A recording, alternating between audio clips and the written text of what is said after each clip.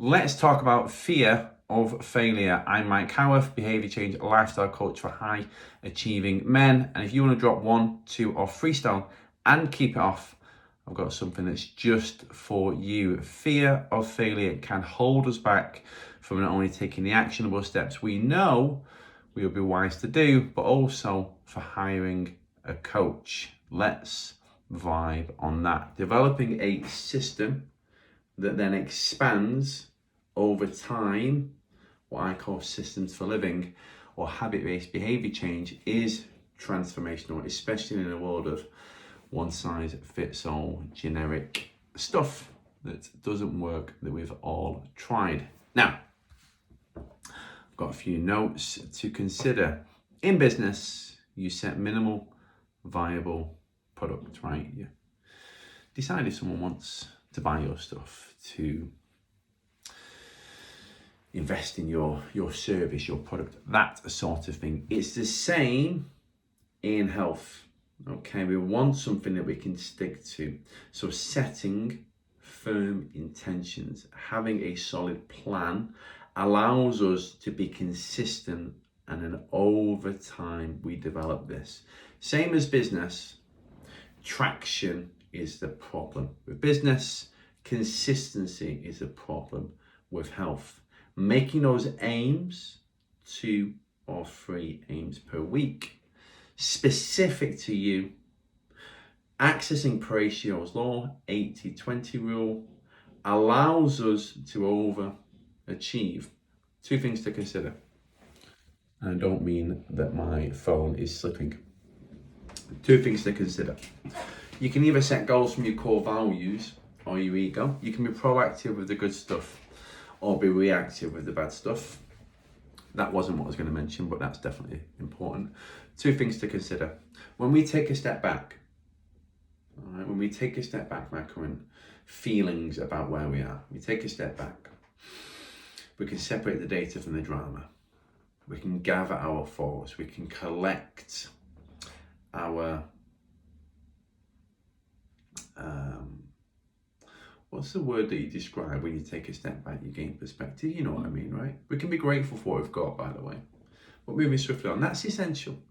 Having someone on board helps to do that. You know, that sort of thing, number 1.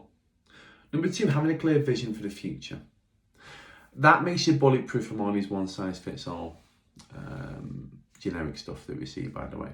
Because you're not tempted. You know it's not part of your ideal future place. That's essential, okay?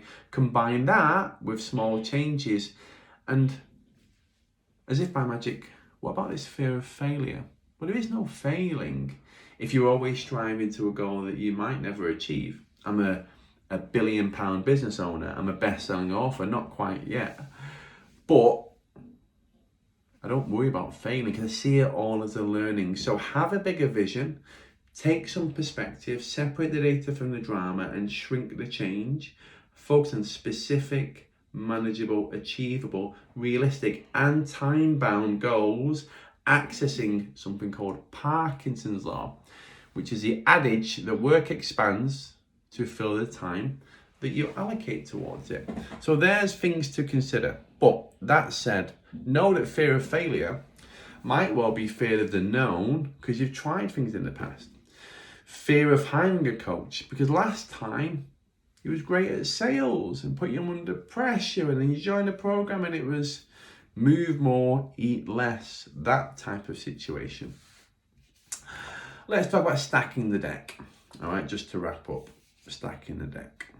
I'm not talking about following a paved path, following the bright spots, having a clear vision, mapping the critical steps, motivating the rider, directing the rider or motivating the elephant.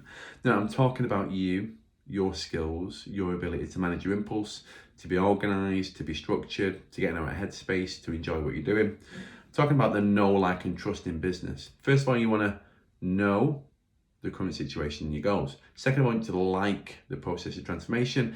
Third of all, I want you to trust that if you keep applying conscious, consistent effort, that you'll make meaningful changes in the long term, which makes it a lot easier when you're distracted and tempted, you go to Tesco's and there's chocolates everywhere, that type of thing. Anyway, that's 5 minutes. Thank you for watching. If you're watching this on YouTube, feel free to give me a follow, a like, a comment, whatever it does. If you're watching this as part of my weekly newsletter, thank you for watching. Hopefully you got value from the newsletter. Oh, and if you are watching us on LinkedIn, on YouTube, in the comments, I'll place my LinkedIn newsletter. Love to have you over there. Have an amazing Monday and let me know what your number one takeaway from this video is. Take care.